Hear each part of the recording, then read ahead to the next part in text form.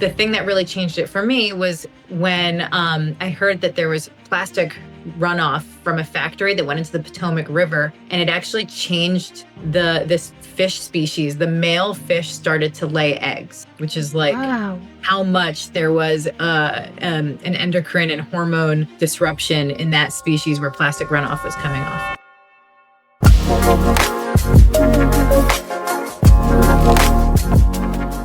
Hello, Kate. Welcome to the Lazy Entrepreneur Podcast. I'm so excited to get to know more about you and your story, how you're able to build a successful brand. And I went to your website and your products are pretty, interesting. And I feel like after this episode or after this interview, I may be a customer even without you telling me your story, because I went to your website and I read about, your story, the company story and just the products that you have online. I think they're pretty interesting. They're different. So I don't want to give the audience more details about it because I want you to do the talking, but before we get started with your story, tell us a little bit about yourself. Hi, everyone. My name is Kate Assaraf, and I own a company called DIP Sustainable Hair Care, just DIP for short. And what it is very serious hair care for not so serious people that just happens to be plastic free. We are award winning, so it's just an exciting thing to prove that a sustainable brand can be so good that it wins awards against bottled brands, actually.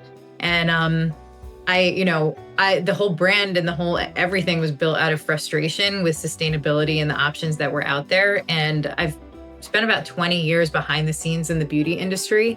And when, it came to the surface that everyone was talking about plastics not being recycled or how bad plastics are for your health, I tried to go plastic free. And it was one of those frustrations I had. I was like, I know I can build a better bar shampoo and conditioner brand than what already exists out there. Wow. And you said that you were in the beauty industry for 20 years. What specific beauty industry? So I had done everything from product development to marketing to also being behind the scenes on air, where, is one of the ugliest things about the beauty industry is one of my jobs when I was in my 20s was to draw in with eyeliner, draw in the spaces on women's wrinkles. And then someone would go on air and show a bogus before and after, being like, look, it takes away wrinkles, instantly. Or, we'd put Vaseline on someone's skin and then show a makeup remove, and then they'd put mascara on that spot, and then they would magically wipe it away with product on live TV. And so there's I learned a lot of the dirty tricks of the beauty industry, and I kind of, used what I really disliked that kind of gave me a pit in my stomach, and built the marketing for DIP as the counterculture response to that.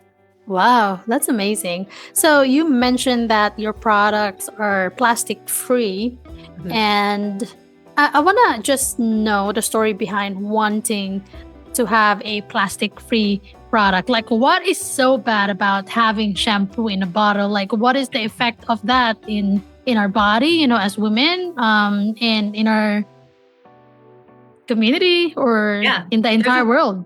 There's a whole, I can answer this question depending on what someone cares about. So if someone cares about just the general population and animals and animal life, the thing that really changed it for me was when I heard that there was plastic runoff from a factory that went into the Potomac River, and it actually changed this fish species. The male fish started to lay eggs, which is how much there was an endocrine and hormone disruption in that species where plastic runoff was coming off.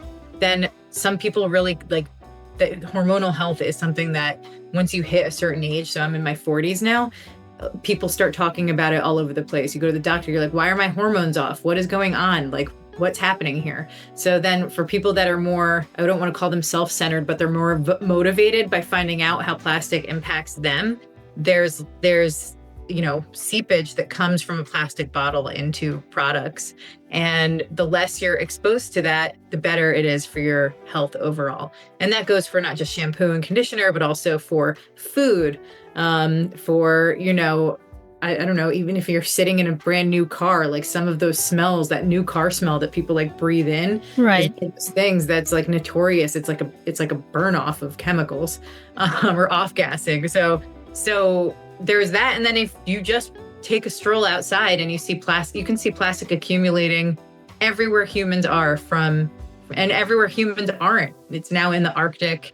It's now in the rain. Microplastics are in our brains. It's no matter who you are, you care about one of those things. Right. Yeah, exactly. And I know that for some people who are trying to get pregnant, or for some people who had miscarriages, like the fertility doctors, they advise to, avoid plastics because of the chemicals that Yep. that are in it. So Absolutely. yeah, I mean, thank you for sharing that. And so now that you built your mission-driven brand, obviously you don't use plastic, in your products. Like, and I think most people, especially consumers, which people are consumers, they tend to have like a negative connotation for all natural products, that they can be expensive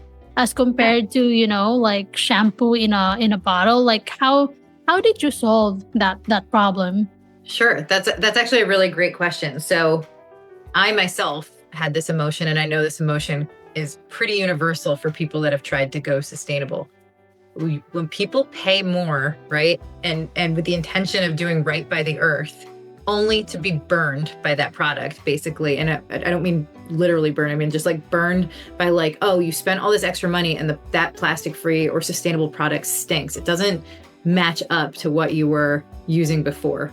So that I had that experience many times before I built Dip. Like I had a graveyard of shampoo bars in my shower, and I was like, this is not low waste if all of these end up in the trash. It just isn't. So my goal with Dip is they're not all natural. They have some, hair care science in them. And that's really important. I'm trying to get rid of the plastic, but not the science that makes hair care great.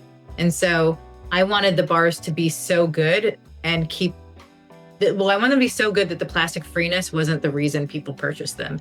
I wanted the reason that people purchase Dip is that they end up saving money long term. So for example, the shampoo is, it's 4 ounces. It lasts most people like 2 to 6, sometimes 8 months. The conditioner lasts most people around 8 months to 2 years. Wow. So it's something that you buy once. Like for me, I used to use Orbe, which is very expensive. It was my one like little luxury was buying beautiful hair care. And so my conditioner bar personally saves me over $500 a year, and 12 plastic tubes that could have never been recycled. So I tried to hit it from both ways. Like, okay, it's sustainable, but it still has science involved, right? Like there's still some, there's some chemistry and some human, ingenuity behind it. And then it's the plastic bottle that you just don't miss. Yeah, that's really good. Now, when it comes to like generating revenue consistently, since you mentioned that, when they buy your product, it will last them longer, but that also mean that you don't get as much customers on a monthly or every 2-month basis, because it takes them a while, to go back and purchase from you again. So how did you solve that kind of problem, if ever that was a problem when you were starting out your business? So when I first started, that was the biggest criticism I had from anyone else who's a business owner. They're like, oh, you need people to repurchase often. You need that right value. And my thinking is like, you don't understand the sustainable customer if you think that is what is important. Like I'm trying to build this brand from the customer's point of view. Like they don't want to shop as often. They want something to feel like it's going to last them a long time. Like that is how the sustainable customer thinks and feels. They don't want to keep shopping. They actually want to shop and buy less. And so what's really fun about the brand is that we've never had to run like a Meta or a TikTok ad. or an influencer, it's literally been a word of mouth brand because people are so surprised that the hair care is good. Like they're so used to sustainable things being bad. So then when they try dip, they go and tell everyone, or I'll have someone buy it and love it, and then they'll buy it 6 more times for everyone they know. And it's really, really cool. Wow, that's amazing. I love that you have loyal customers already that are doing the marketing for you. And that is really the key to success, right? Yeah. Having other people do the marketing for you. That's really awesome. So when did you start Dip again? I started it just about 4 years ago. So the end of October 2021. Awesome. And during the initial launch of the product, or even before launching the product, maybe during the first year of your business, like what were your struggles and how did you overcome those struggles? So the biggest struggle was I had just come off the heels of closing another business, and I was very full of shame, and I was broke, and I was, really humiliated that I had to close my first thing. You know, there's an excitement when you launch something and you tell everyone you know that you're launching something, and then when it closes and shutters, it's humiliating. I mean, did you file bankruptcy for it, or did you just stop the business? No, I shut it down, but I lost all my money and that kind of feeling where you'll let that confidence, like all of it went out the window. So when I built Dip, I was very, very nervous. You know, you have like a pit in your stomach when it's your second rodeo, even though you have a fire, like I had the unscratchable itch that was like, I know the problem I want to solve, and I know I'm going to do it like faster and smarter and all these other things. But there's that other piece that's like, is everyone I know gonna be rolling their eyes at the second try? You know, is it gonna be one of these things where everyone supported me the first time, the second time they're just gonna, because they're just gonna be like, oh, she's at it again, And so never learn her lessons. Yeah, right? And might as well she just get a job. And so that was really the hardest part for me, because I'd been in beauty marketing and branding for forever, 20 years. And that wasn't the thing that was holding me back. Most of it was overcoming the shame. And the thing I've learned about being an entrepreneur is that like shame is really only felt by that one person. Like no one else is feeling it. And you just have to pretend it's not there, even though it's like always sitting on your shoulder. Yeah. Wow. So what did you do? So because I have 2 little kids, I would wake up early in the morning, before like probably 4 in the morning, and I would work from 4 until 7, get them ready for school, work during the workday. And then when they came home, I would try and be a mom again. And then I'd work at night again from like 9 till 11. I worked because the build is so brain intensive, right? Like once you have the idea, and then the logo, and then the branding, and then the formulations, and then it's like you need photographs to build a website. It's not like everything like starts at once, and then you have to figure out, okay, how am I going to build a social media from zero? That's also embarrassing. Like everyone that starts something new has to post that first post, and you toil over like, well, what is it going to be? And then you realize as you go on, none of it mattered, but you toil over things, especially when you have like this layer of fear. Yeah. Wow. I love that. Like, thank you so much for sharing. So what was the business that you closed down before Dip? It was a very similar business, and it was, I made the mistake of having a partnership. Then we just didn't align on where we wanted it to go. I really like Dip is exactly what I want Dip to be. I really, really wanted to spend, the marketing and the enthusiasm towards independent retailers around the country. And, there was another idea of like, maybe we should go big to like an Ulta or a Sephora, but I know that the sustainable customer isn't there really, like they're not totally there yet. And I've watched many a brand since kind of flop in those retailers. And that's way more expensive than, if you flop in a big retailer, it's like kind of the kiss of death for your business anyway. Yeah, that's true. Wow. So you had a partner in your previous business that you had to shut down. And then now you built a successful business, and I'm sure you're not doing it alone. You have probably team members helping you with marketing and with productions now, like producing the products and all that. So was it hard for you to trust people to help you out in your business again, just because of your previous experience with your Not partner? really. No, I mean, so the first 18 months of Dip, I did it completely by myself, and I had a contract manufacturer, and I kind of outsourced the things I needed help with. And my husband would help with the graphics and design. He's an industrial designer. And then after 18 months, I was able to hire him full time. And then my contract manufacturer went bankrupt. So then I had to figure out, okay, do I find another contract manufacturer and put my formulas, which were very special, at risk of being shared among other brands? Is it patented? It's not that it's patented, but really when you have, I have a trade secret on one, but that makes sense. But if you bring a formula that's really great and show success to a contract manufacturer, like they can kind of just change it ever so slightly with marketing materials and pass it off to another customer. And so that was a big fear of mine. So I actually took the leap of faith and I built my own factory. So now I have my own factory, and I have a team that does production. I ship from my own facility, so our carbon footprint is really low. And then I have, my husband and another employee on the team. And it's great. Yeah, that's pretty awesome. So you are now building a business. You have a business that is you're successful, and you're doing less, but your business is even better. Like how do you do that? I don't know. That's a great question. No, I think once you kind of figure out your systems and you figure out what works and what doesn't work, and you figure out the things that get people really excited, it's easier to, enthusiasm is like easier to get people to snowball onto. I know hate gets a lot of snowballing too, but I think enthusiasm, like genuine enthusiasm, is easy to recognize. That's like the best thing about not having influencers and not using like fake UGC is like, I think customers are way smarter than marketers give them credit for. And I think that customers can tell when something's like BS marketing. Right. And so we try and keep it so authentic that it kind of feeds itself.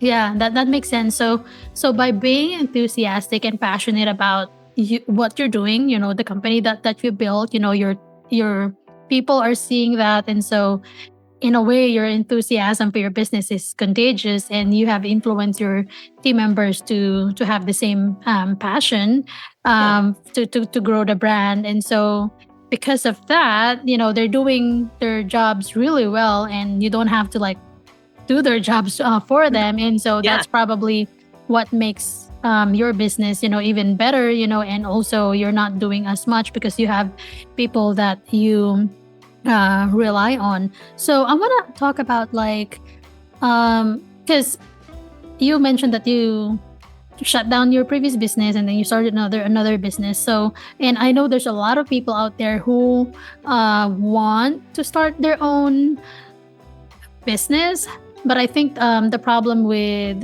B2C model is that you have to have your own capital, right? But with B2B, like for service-based providers, their capital is their skill set. You just need to create social media posts for your clients, and then you get paid in return. Right. But with the kind of business that you have, e-commerce businesses, you need to have a working capital to create those products. So so did you save up for that, or did you take a small business loan, or did you have investors? No investors. I went and took up consulting gigs. So I do consulting gigs, and I scrolled away $40,000. And then some of the really expensive things in beauty are the marketing and the design and the formulations, right? Like those three things. But I can do the marketing. My husband could do the design. He could do the packaging design. And then, I had a relationship with this chemist before, and I was like, I'm going to do it again. I promise you it will be successful. Like so there was like a little bit of faith. And so for anyone starting anything like that, you really have to figure out what you can pull out of yourself and like how much of it you can do yourself if you don't have the capital, which I didn't. $40,000 is not a lot of capital to start anything. Like most. But it's not a small amount of money too. No, it's not right? small, but typically most beauty brands, it takes around $1 million to get them off the ground. I was able to do it very, very bootstrapped. Because the two of us, my husband and I, were able to do so much of the expensive stuff ourselves. Like even the website, we just figured out, is our second rodeo. So we figured out how to build the website completely from scratch, and the images that we had on the website in the beginning were like atrocious, but you just kind of have to fill them in and change them as you make more money. Right. I love that. You're very brave. Thanks. But I think since it's successful, then you're brave.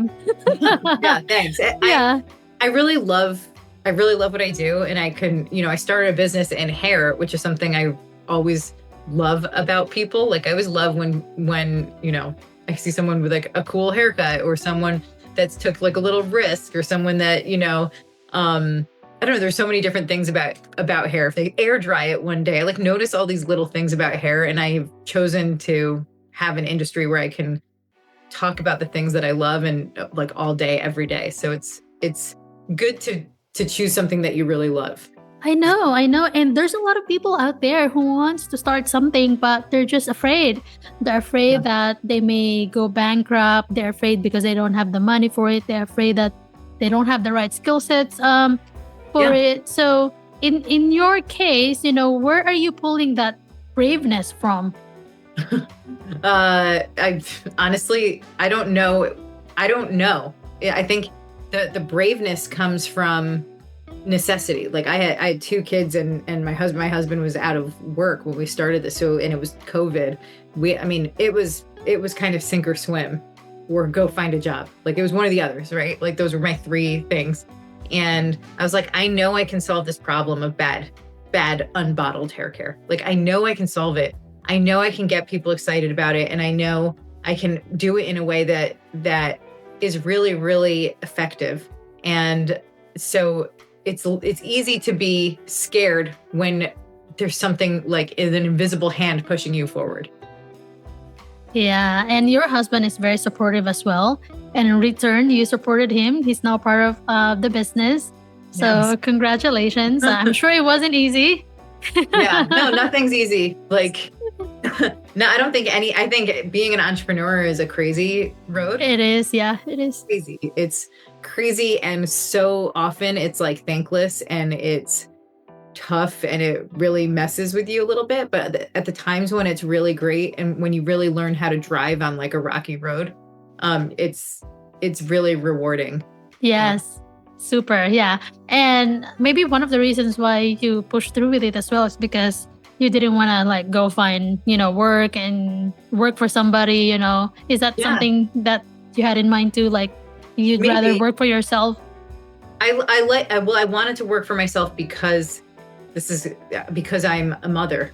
And so that makes a big difference. If you can decide your own day, it makes a big difference when you're a mother, because your schedule is very, very dependent on your children's schedule, even when they're in school. Like for some reason, I don't know how people who are working for someone else are able to attend the school things. They always throw them smack in the middle of the day.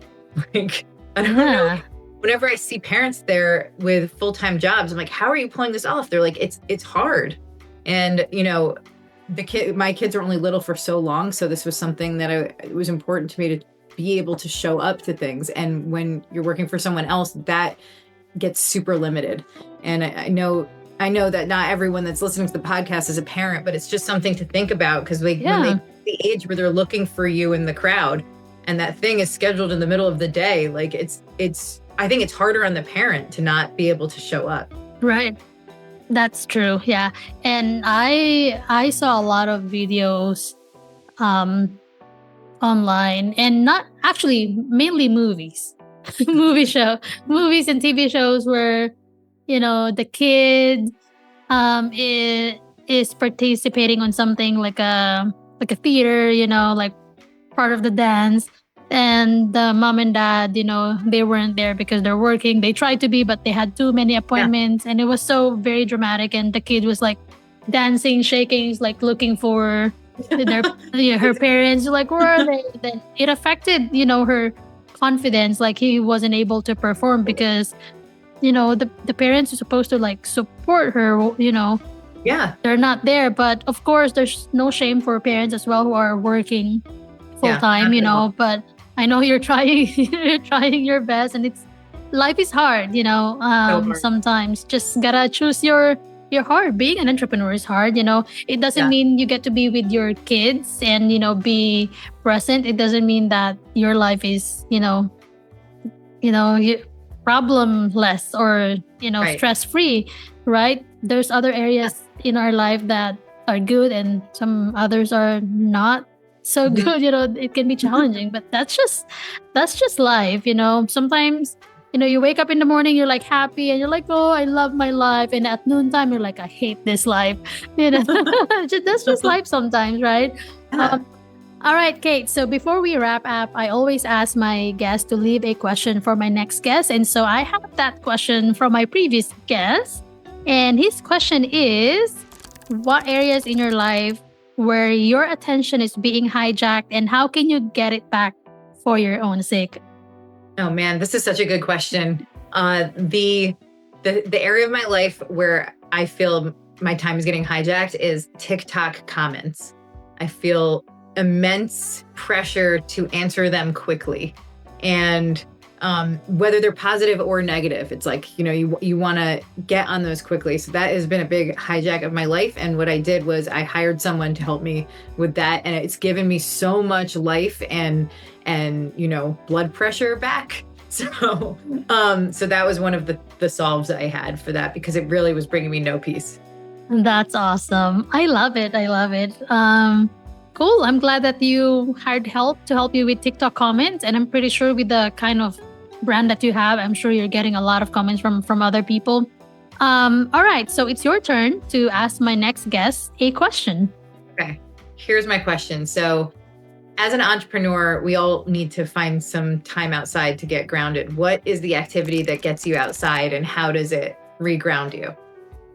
I love that question. I'm glad that I thought of this idea because I love the questions and I love the answers as well. Like I'm learning from the questions and the answers. But this is this has been great. Kate, where can people find you online? So you can find me, if you want to talk to me as an entrepreneur, it's Kate Assaraf on LinkedIn. And then if you want to find Dip, it's dipalready.com. And the Instagram and TikTok handles are at dipalready. Cool. I will check out your website. Like, honestly, are you on Amazon yet? No, we're not. No? We Okay. stay with Amazon to protect our small stores around the country, but That makes sense. yeah. Because I have a very long hair and like I need to take care of my hair. Oh, thank you. Yeah, but thank you so much, Kate, for your time. Yeah, thank you. This is very generous of you to share your podcast with me, and it's been really lovely being on it. You're welcome.